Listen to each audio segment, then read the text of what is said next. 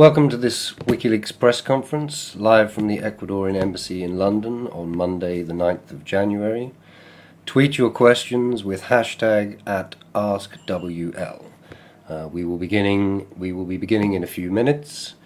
Once again, tweet your questions with hashtag @AskWL.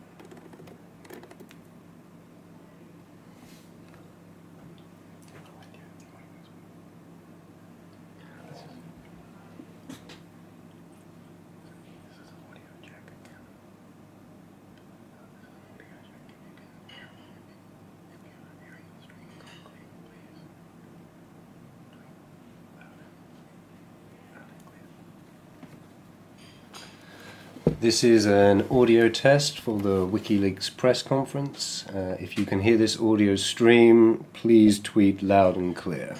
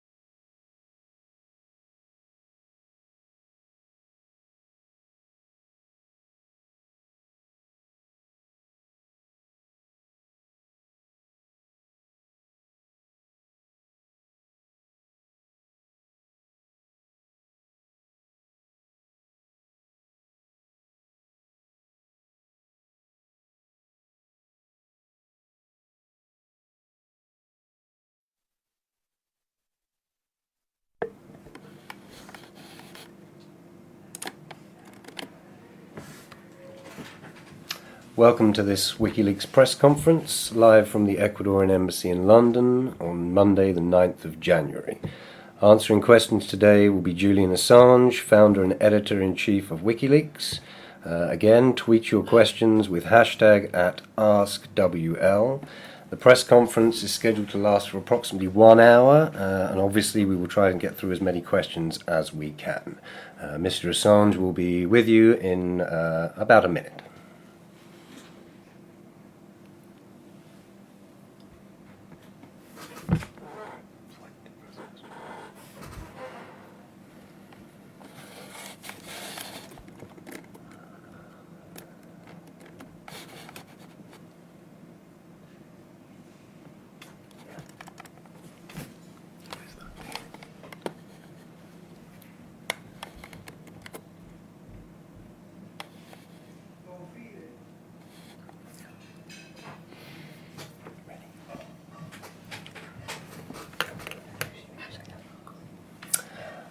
Okay, so welcome to this WikiLeaks press conference. Joining me today is Julian Assange, founder and editor-in-chief of WikiLeaks. Good day to you, Julian. G'day, James. My name is Julian Assange. I'm the founder and editor of WikiLeaks. There's been quite a lot of press reportage, as you're all aware, following our US election publications and the collapse of the Hillary Clinton campaign in that election, and the variety of US intelligence comments put out anonymously through the press, and finally some formal statements culminating in the combined FBI, NSA, CIA report, which was put out on Friday in an unclassified version. First of all, let's background a little bit about WikiLeaks itself.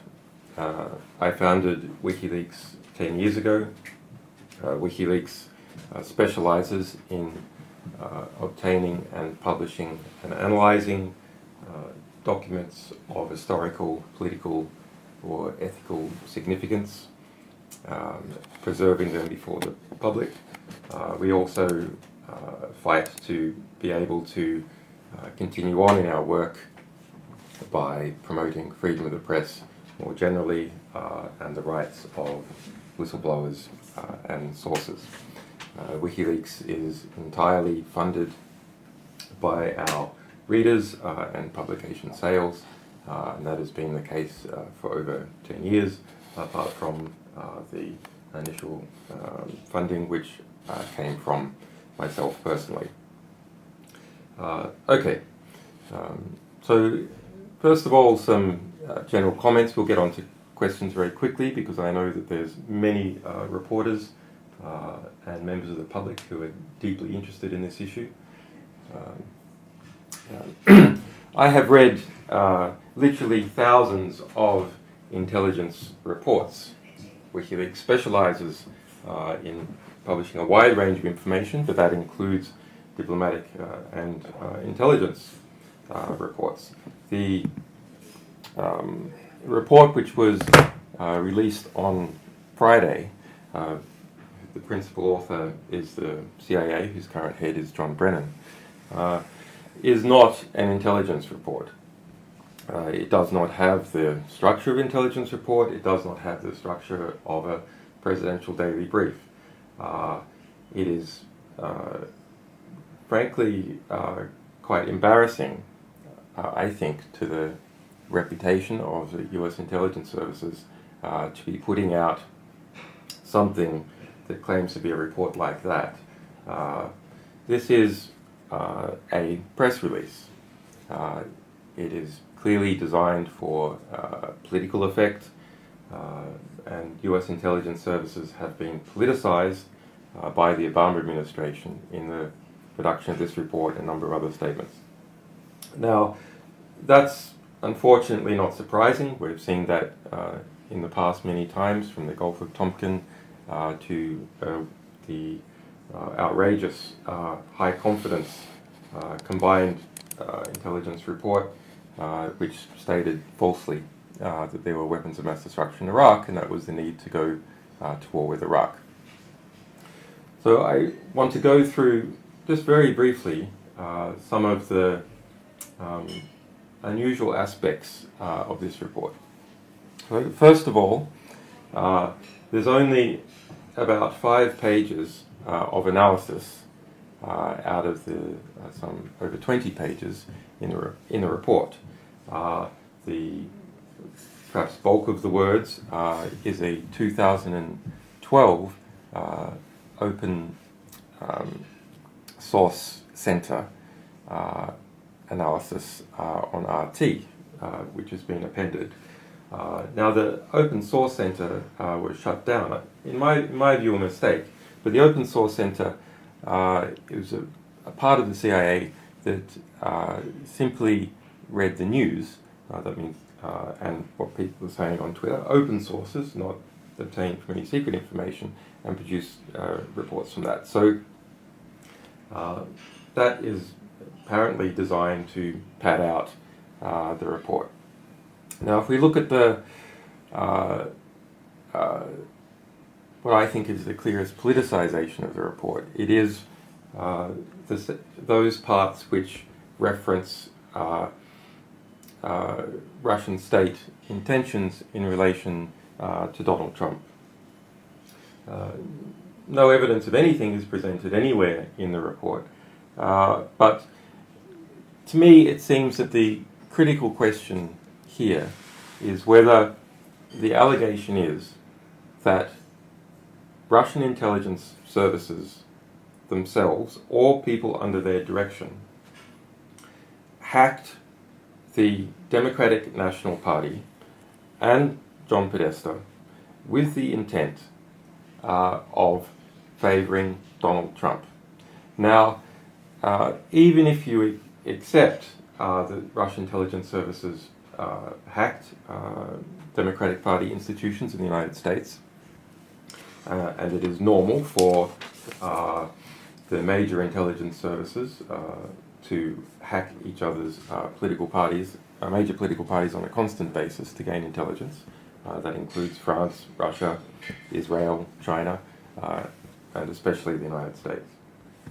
So even if you accepted that Russian hackers were in there, and no evidence is provided itself in the report, then you have to ask the question, what was the intent of those Russian hacks, and do they connect to our publications, or is it simply incidental? Now, as we have already stated, WikiLeaks sources in relation to the John Podesta emails and the DNC leak are not members of any government. They're not state parties. They do not come from the Russian government. But let's look at the chronology. So the Podesta emails that we released, the ones that we released during the election, are dated up to March of this year. The US intelligence services and the consultants for the DNC say that the Russian intelligence services started hacking the Democratic, the DNC in 2015. Now, Trump is clearly not on the horizon in any substantial manner. In 2015, he hadn't even nominated for the primary. By the time of March 2016, Donald Trump is not viewed to be a potential serious contender in the 2016 US presidential election. In fact, everyone viewed, including WikiLeaks, that he would very likely lose. So when you look at the CIA report, you'll notice that it deliberately obscures its assessments as to intentions and timeframes. and that is a key question, and the failure to come out openly about what has happened with the time frame shows you the politicization of this report. Further in the report, the CIA states that it is, rather the combined report states that it cannot, it doesn't know when the DNC was hacked.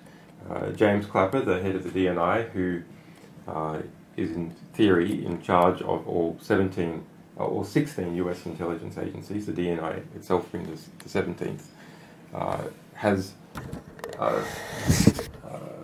previously stated that the DNI, the US intelligence community, is not aware of when WikiLeaks obtained its material or when the sequencing of our material was done or how we obtained our material directly. So there seems to be a great fog in the connection to WikiLeaks.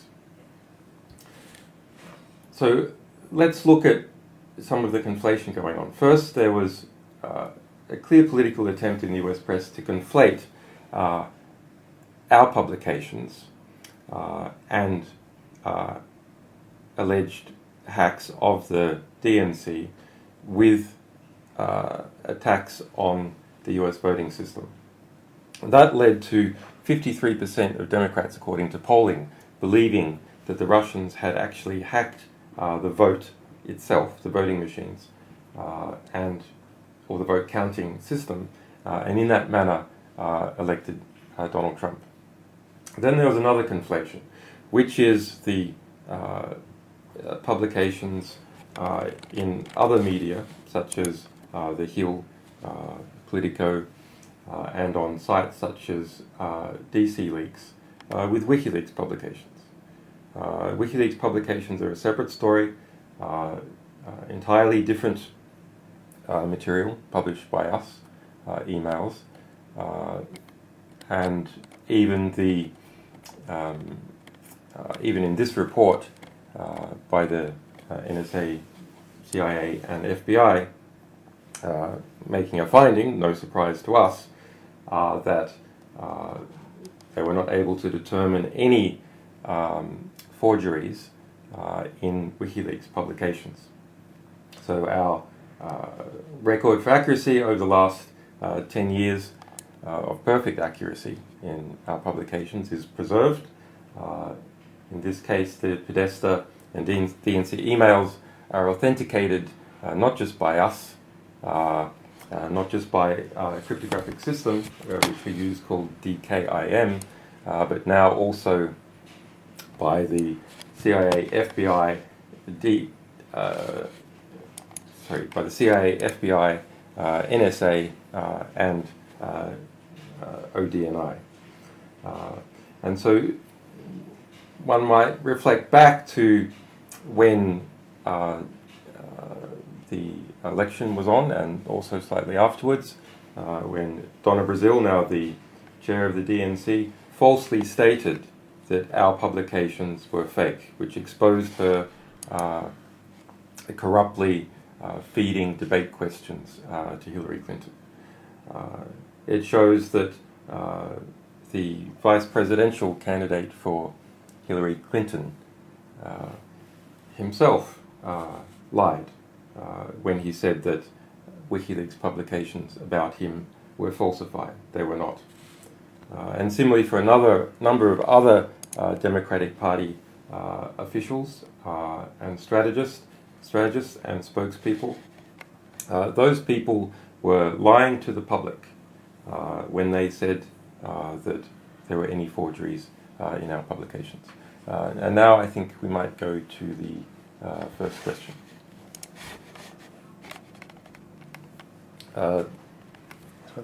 Okay, so the first question today for you is from Shafat Mosvi, who asks, on a scale of 1 to 10, how fabricated is the CIA report on the US elections? Well, that's an interesting question because I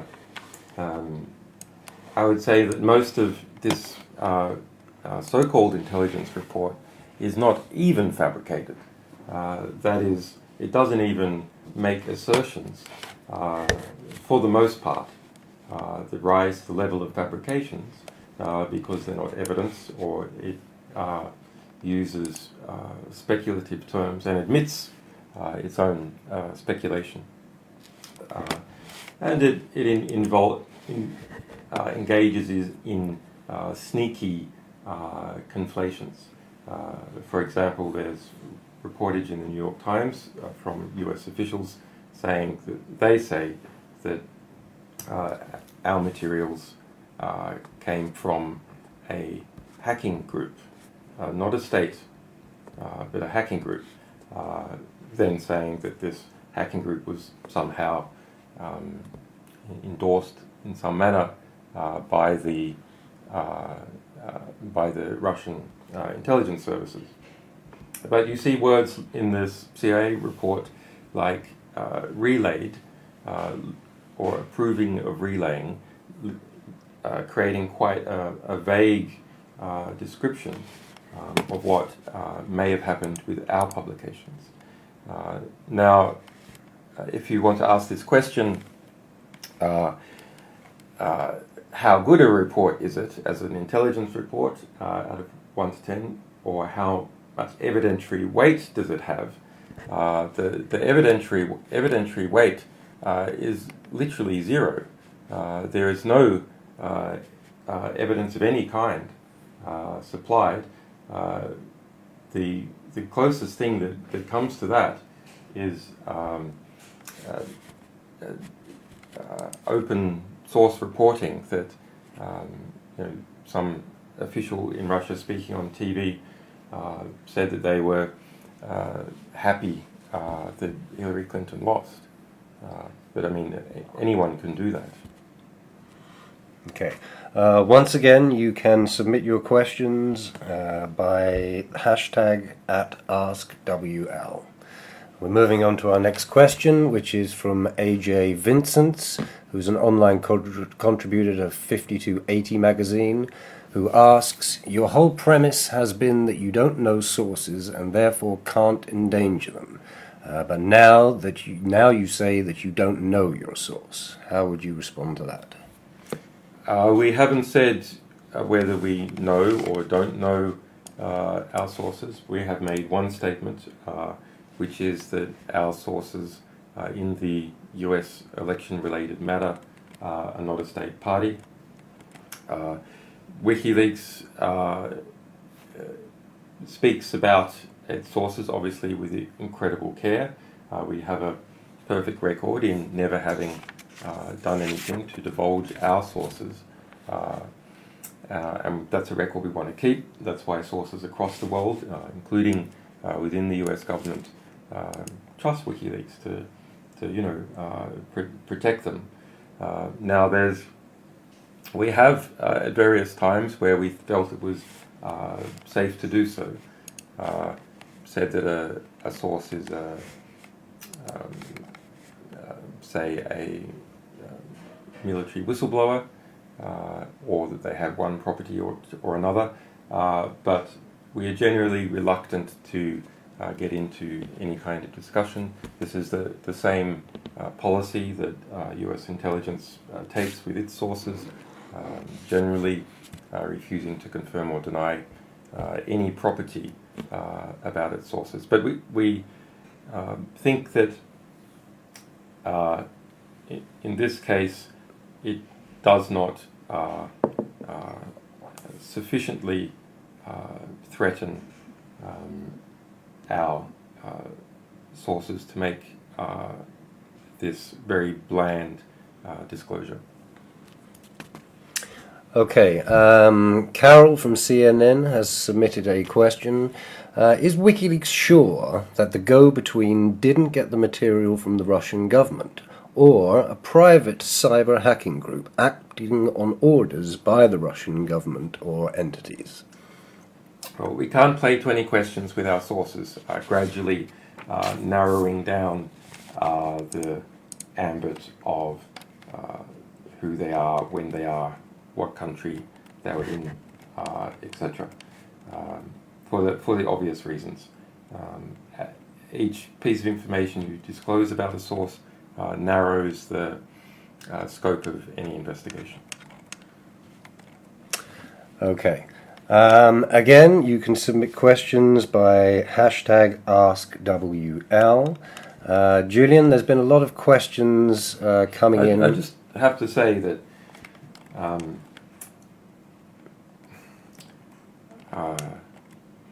that if it was the case, we're concerned about protecting our sources.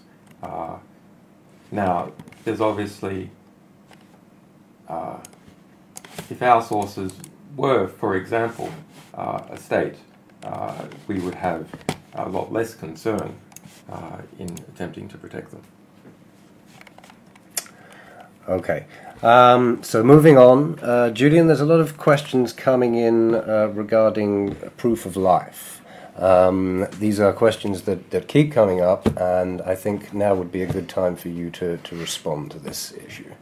Well, I'm going to give a talk on Reddit tomorrow, where I'll deal with such questions. Just in brief, it has been quite a difficult time from the US election onwards. There's been, since slightly before the US election onwards, there has been a lot of pressure of different kinds, which we said was occurring. And as some of you are aware, the internet here in the embassy where I have political asylum was cut off in relation to that pressure. Ecuador and John Kerry deny that, but our sources say that that is the case. But I'll speak about that tomorrow on Reddit.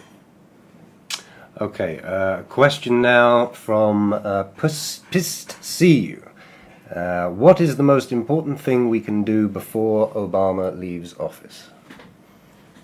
Well, this is absolutely critical. Past administrations of both the Democrat and Republican flavors have engaged in mass destruction of records as they left office. We are told that destruction of records is occurring now in different parts of the Obama administration, in different departments or agencies. That's what happens when an administration leads office. Our philosophy is that such information is a part of history. It belongs legally and philosophically to the American people, and more broadly, insofar as the United States interacts with the world, it belongs to people of the world. It is part of human history, and the destruction of major archives of human history, frankly, should be formally listed as a crime against humanity, because those archives belong to humanity. They're what we use to understand the world around us, to discover new political theories and observations, to build our institutions, etc. They are part of the history of humankind, and to destroy them is an absolutely egregious act. One understands the political motivation for it, but to eliminate small political risks by destroying major elements of history is frankly an obscenity, and so we have put out a reward for $30,000 for information leading to the arrest or exposure of anyone engaged in such destruction of historical records. Our request to system administrators in the Obama administration, and this goes for other administrations around the world as well, is take the data now. Just take it now, keep it under your bed or with your mother, and then you can give that to WikiLeaks or other journalists at your leisure. Get hold of that history and protect it, because that is something that belongs to humanity and does not belong to a political party. Okay, moving on then, we have a question submitted by Andrew underscore Gamali. Julian, how are you doing? How is your health? How much longer do you think you will be able to survive in the embassy? Well, it's a difficult physical environment, obviously, to be detained for 6 years illegally without charge, even though there have been 2 UN formal findings this year that is illegal and must stop. It continues on.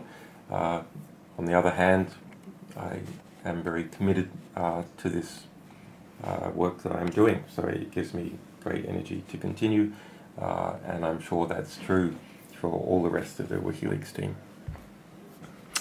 Okay, Benem94 asks, what would you say to people who see WikiLeaks' recent activity as an open endorsement of Trump?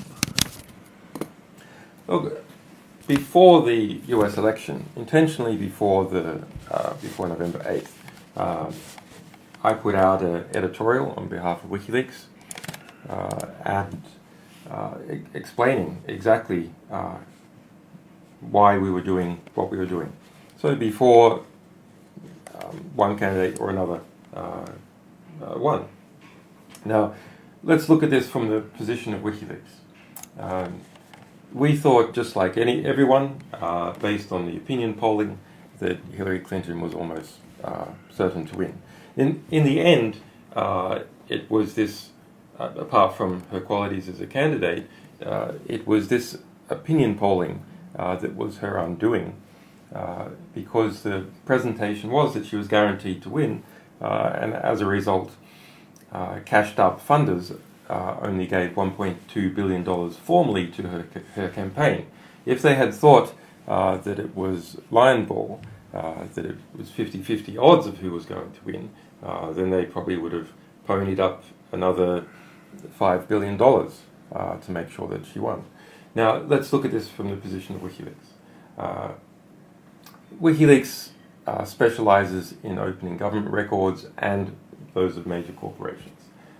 Hillary Clinton's been in government, the Obama administration's been in government. We published Hillary Clinton's cables, her emails. We've indexed a great deal of content and stitched it together so people can explore it to understand how this major power structure of the US government works and the various establishments that revolve around it.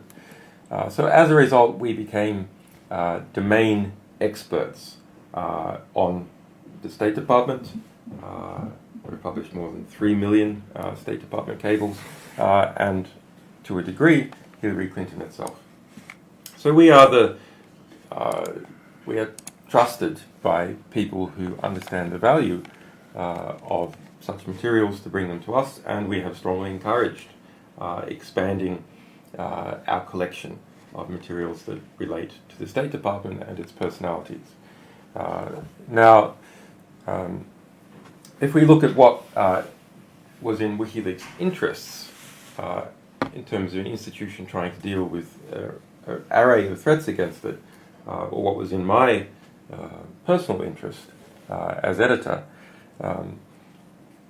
we were creating, and we knew, creating substantial conflict between us and the person we expected to be the next president. So we understood that we were putting ourselves in a more persecuted condition by relentlessly exposing this material, increasing the risk for us, not decreasing them at all. But in relation to Trump, just speaking as an analyst, well, it's an interesting situation. He's the U.S. population turned against the elites, for want of a better word, in the United States. When the elites don't listen to the population stops listening to elites. And as they pushed against Donald Trump so aggressively, which was principally heard through media elites, but also others coming into the play, I think that the population saw that, well, their social conflict is with these elites, and what the elites really don't like is this guy Donald Trump. So they ended up voting for Trump as a way of delivering into DC something that the existing media and DC establishment was appalled by. So rather than necessarily a collaborative endeavour, it was to push down those existing walls. And what happens with President-elect Trump going forward is quite unclear. There's a lot of very poor cabinet appointments. There's a couple of interesting ones, but it certainly loosened up the political situation in DC, possibly in a very bad way, and in areas possibly in a good way. Okay. Jake Hicks asks, do you think the intelligence report released by the CIA undermines the leak, or is this just growing pains of a major leak like this?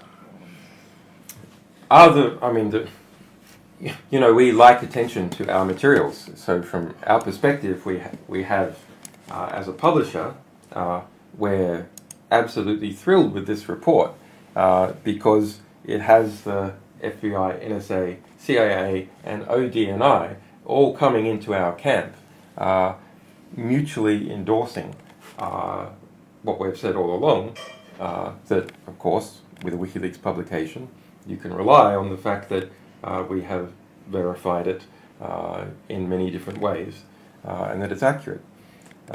So we think it substantially adds weight to it. Now, as to what the motivations are by the Obama administration to produce such poor intelligence reports that are angled at saying that Vladimir Putin supported Donald Trump, if you like, that he's Putin's candidate, well, I think the politics of the situation is pretty clear.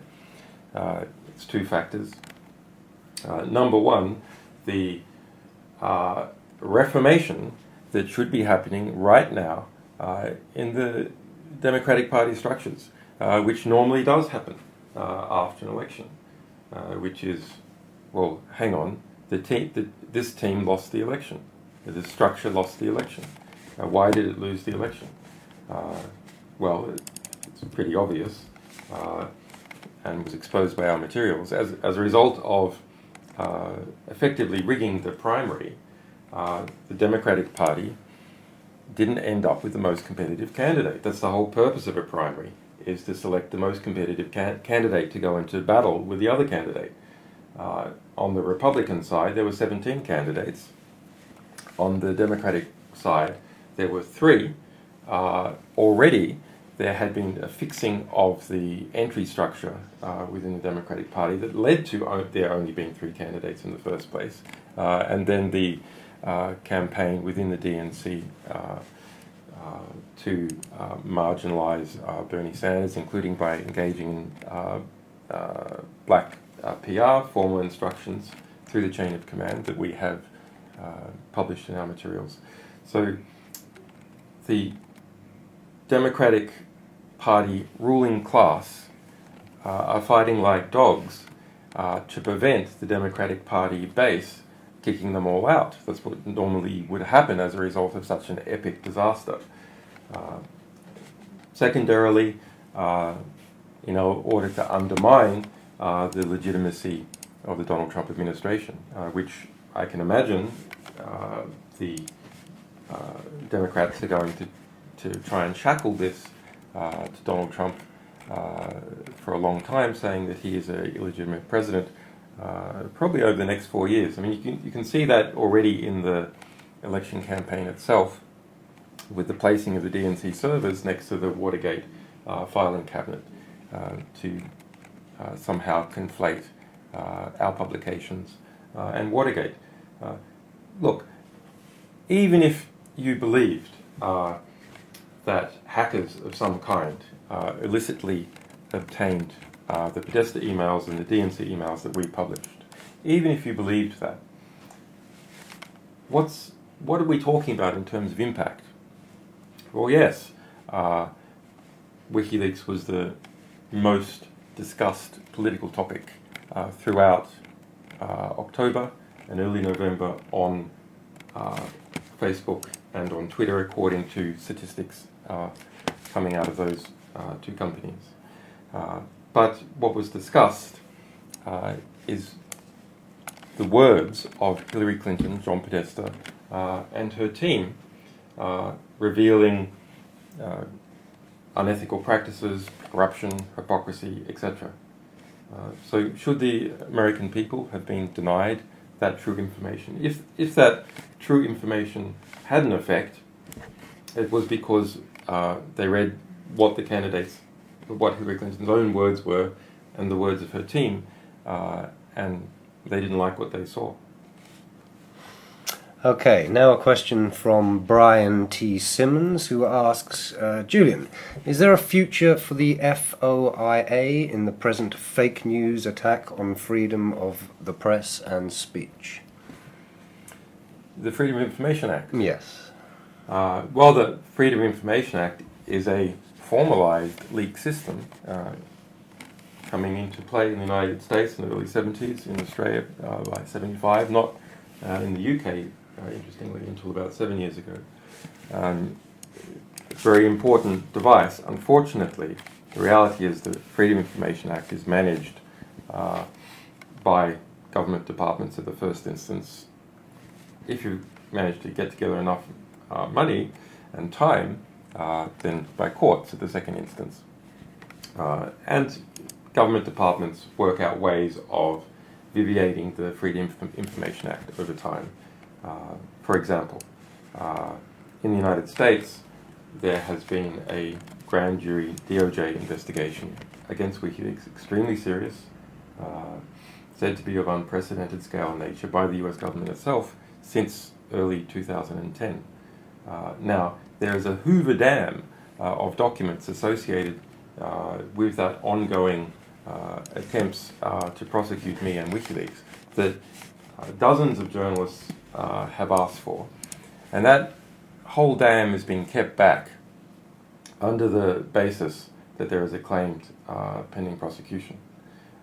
Now, if ever that is dropped, I have no doubt that the FBI and DOJ will switch to another claim. For example, law enforcement methods, confidential informants, etc. Okay, and Paul Sorrentino asks, are you surprised with the outcome of the election, and is it what you hoped for? Well, we didn't really hope for any particular manner.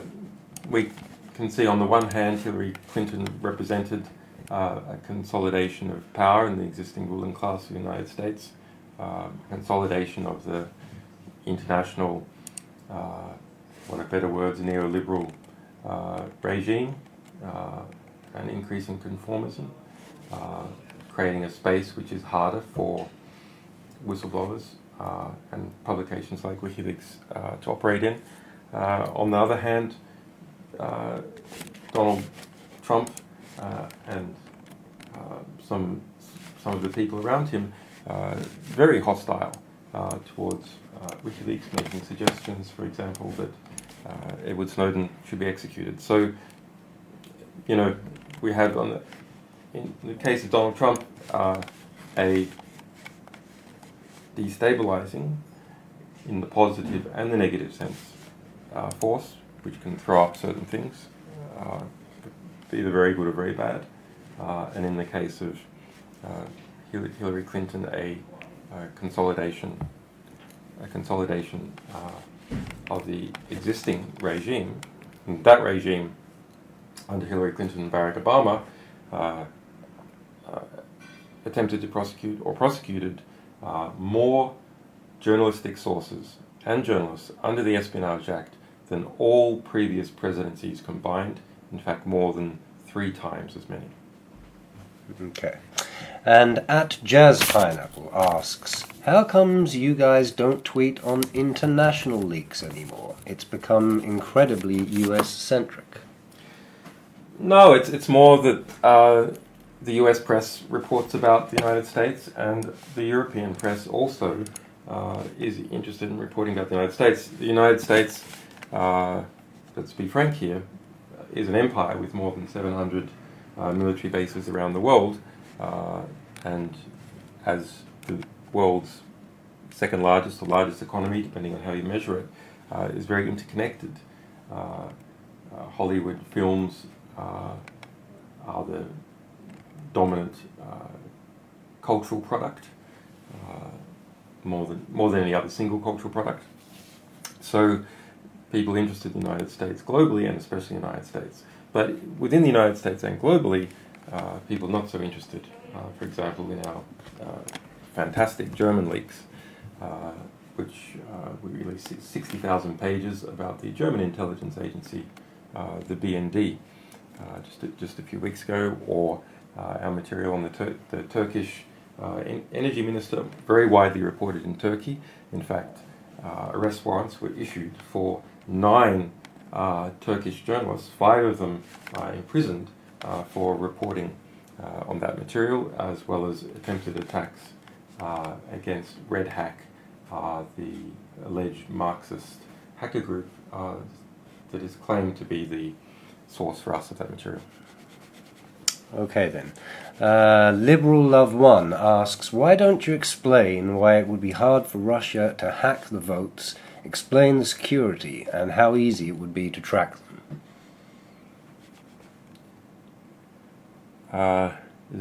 Can you repeat that? There's quite a lot of components. Yes, 3 components. Liberal Love One asks, why don't you explain why it would be hard for Russia to hack the votes, explain the security, and how easy it would be to track them?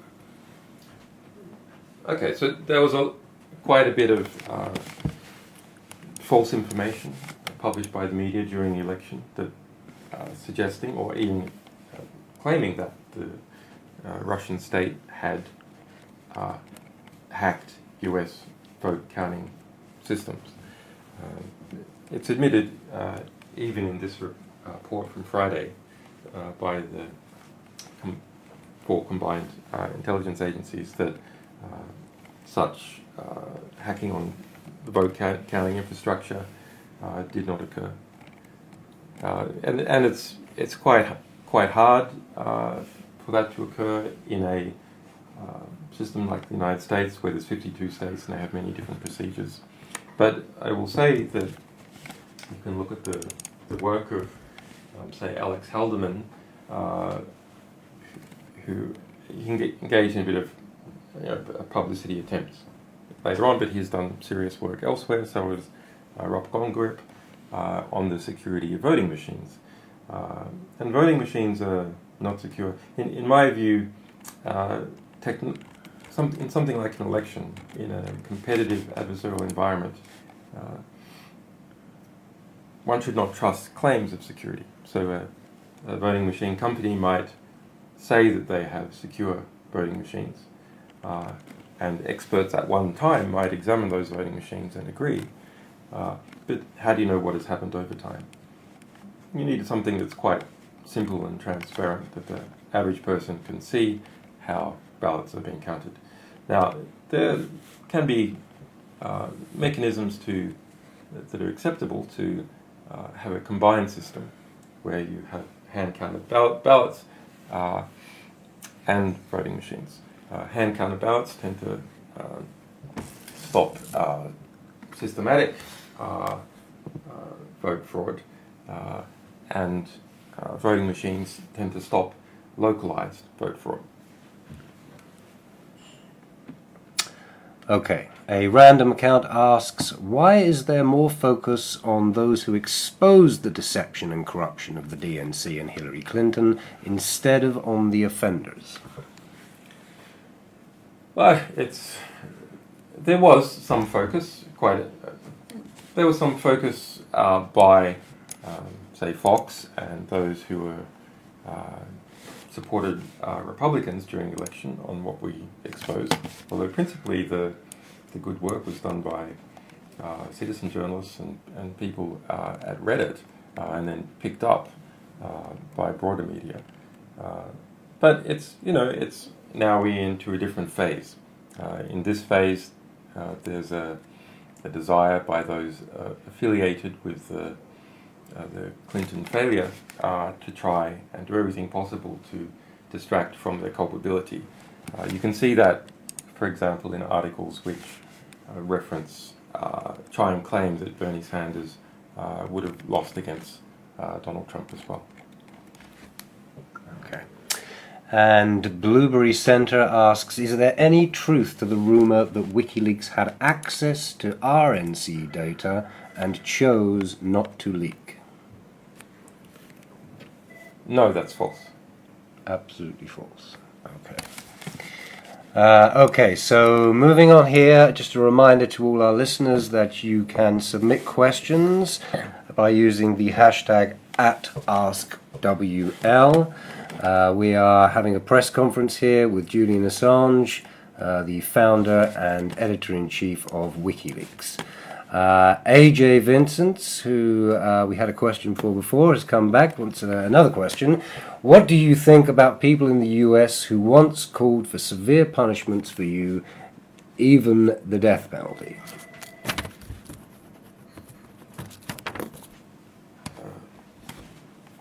So the question is on the Trump cabinet picks, I assume, some of which have called for the death penalty for Chelsea Manning, some potentially in relation to, I'm not sure any of the cabinet picks have called for my death penalty, but they've certainly made in the past menacing statements towards WikiLeaks. Well, one can look at this as an interesting phenomenon. Of course, it was wrong for Republicans to have made those comments at the time that they did. They were misled to a degree by the Obama administration and the press, which falsely stated that WikiLeaks publications had led to the deaths of US soldiers. And the Pentagon had to come out under oath in the Chelsea Manning trial in 2013 and admit that in fact that was false, that they could not find a single person who had been physically harmed in response to our publications. I'm more interested in looking at, if you look at this example of Sarah Palin, extremely interesting example. Now, we published Sarah Palin's emails in 2008. She had been or was at the time governor of Alaska, and she had two email accounts. One email account was a personal account that had been used in part for some official government work, and so therefore had taken her email box off the radar of the Freedom of Information Act. And Freedom of Information Act is something that WikiLeaks has tried very hard to defend, and so we thought this was an important thing to publish in that context.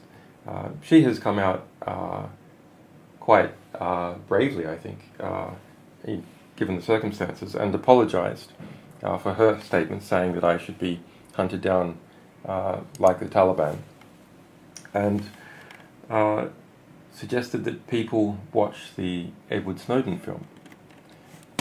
Now, I find that transition extremely interesting. So, on the one hand, you go, well, okay, look, these Republicans, they were being opportunists at the time, back in 2010, when they made these comments, and they're being the allegation could be that they're being opportunists now in making positive comments. I accept that a lot of that is probably happening. But it's not the only thing that's happening. The view, according to opinion polling, of the CIA amongst Republicans has gone down to 3% approval rating, and amongst Democrats, 31%. This represents something of the changing view in the Republican Party, or rather perhaps the Republicans, about the nature of US intelligence agencies and the nature of war. Now, of course, after they're in government for a little while, they'll probably get back into the feeling that they're running the system now and that the CIA is their intelligence agency. But at the moment, there's a chance for a reform of those structures in the incoming Trump administration. Okay, and Deplorable Elsa asks, why do you think the US media is receiving intel before President-elect Trump is? So this is referring to the staging of the CIA report. Very interesting. We followed it closely because it mentions us directly. The staging was this. On Thursday, the report was ready, the classified version at least was ready, and was meant to have been given to Barack Obama. Donald Trump was then scheduled to receive a copy or a briefing about that report on Friday afternoon. So everyone knows that you use Friday afternoons if you want to vary publicity. So Donald Trump's ability to respond to the contents of that report were scheduled through scheduling, Donald Trump, by having his reading of the report scheduled for Friday afternoon, was marginalized in his ability to respond to any of the contents. Similarly, WikiLeaks' ability to respond to the comments was marginalized through that scheduling. Now, what's the problem? The problem for the administration is that that report is a political attack cannon against Donald Trump, and also to defend the reason why the Democratic Party lost. So if you put it out on a Friday afternoon yourself, how are you going to have the impact that you want? Okay, so instead they planted it on Thursday with the Washington Post and NBC, including some of the classified parts of that report communicated by officials to the Washington Post, which were more inflammatory and which can't be checked because they're not in the version that was released to the public. So that was the media play that was engaged in. And there's been some press saying, oh, look, this is ridiculous that WikiLeaks doesn't like leaks. No, WikiLeaks loves leaks, of course. This wasn't a leak. This was an authorized plant by the executive. Authorized by the executive, but very likely illegal under congressional law, because it's a violation of the distribution of classified information. It's possible that secretly the Obama administration declassified those parts, but that is something that intelligence agency staff would not support. For example, the claimed intercepts of Russian officials celebrating Hillary Clinton's loss. Now, that is what is referred to in US classifications as comment information, communications intelligence information, sometimes also referred to as SIGINT information. That has extra protection under US law, and the report itself was top secret. So there's a planting of information from a top secret comment report with the Washington Post and NBC on the Thursday in order to make sure there was only one voice one voice before the public, and that voice was not that of the president-elect, and it was not that of WikiLeaks or the other affected parties, like Shevchenko, the young woman who's alleged to be the Russian hacker in the Treasury report released on the Treasury sanctions list released on the 29th. Very interestingly, Shevchenko is not in the CIA's report released on Friday. Why is that interesting? Well, because Shevchenko is on the US sanctions list issued by the Treasury on the 29th, so her name is absolutely public. There cannot be any protection of sources and methods to not name her in the report that was released. Now, Shevchenko has given an interview, and it seems that actually she's not the sort of person that is likely to be a source of such information. I suggest journalists look into that story. Actually, she's an extremely interesting woman, and her story doesn't really match up with the accusations that are against her. But why wasn't her name mentioned in that CIA report? It's one of many facts that could have been mentioned which don't break sources or methods, and yet were not. Well, because this report is not really about naming facts that can be checked. It's about producing something that is not falsifiable, and therefore which is intellectually bankrupt. Okay. And Curry Dobson says, the Russian smearing has little to do with WikiLeaks and more to do with delegitimizing the incoming Trump administration. Does this sound correct? I mean, as I said, there's two political impetuses for this report. We assess based upon looking at the different players and how they're acting, and that is, number one, defending the position of the people in key power positions in the DNC who will pick Democratic Party candidates going into the 2018 election for Congress and eventually the presidency, and whose income or power derives from clinging on to those positions. And number two, as a means to delegitimize the election of Donald Trump. Okay. And Danielle Kazemi asks, do you believe whistleblowers will be safer in the upcoming administration, or will they continue to be persecuted? I believe they'll continue to be persecuted. I mean, that's we have to understand that while there are some anti-DC elements in the Trump cabinet and a lot in his base, that very quickly, based on the history of all previous administrations, the Donald Trump administration will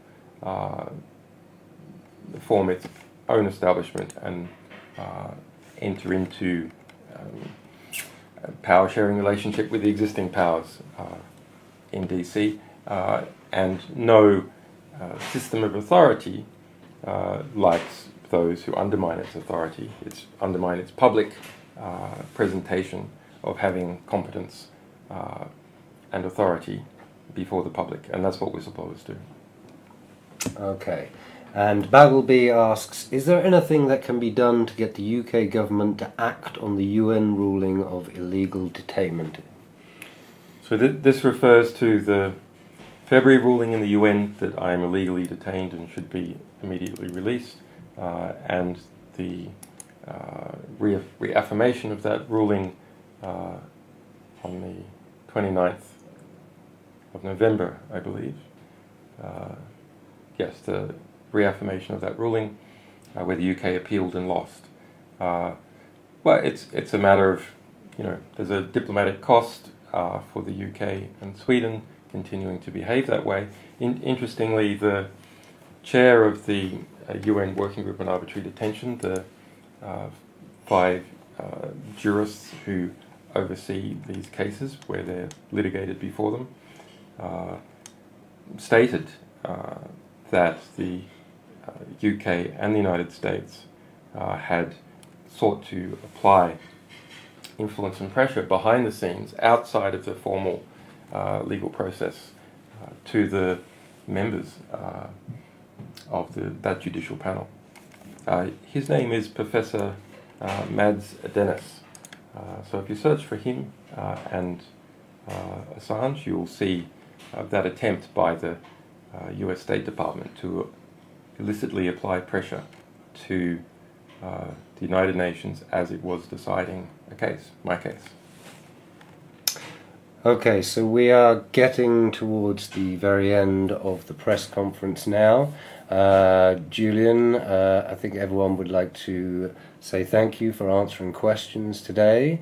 There are obviously a lot more questions we could have taken, but time has come up on us.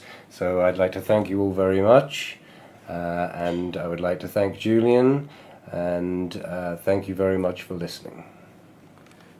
Just as a final parting remark, once again, WikiLeaks and its publications are entirely funded by our readers, the general public, and our publication sales. So if you want us to publish faster and harder, well, the way to do that is go to wikileaks.org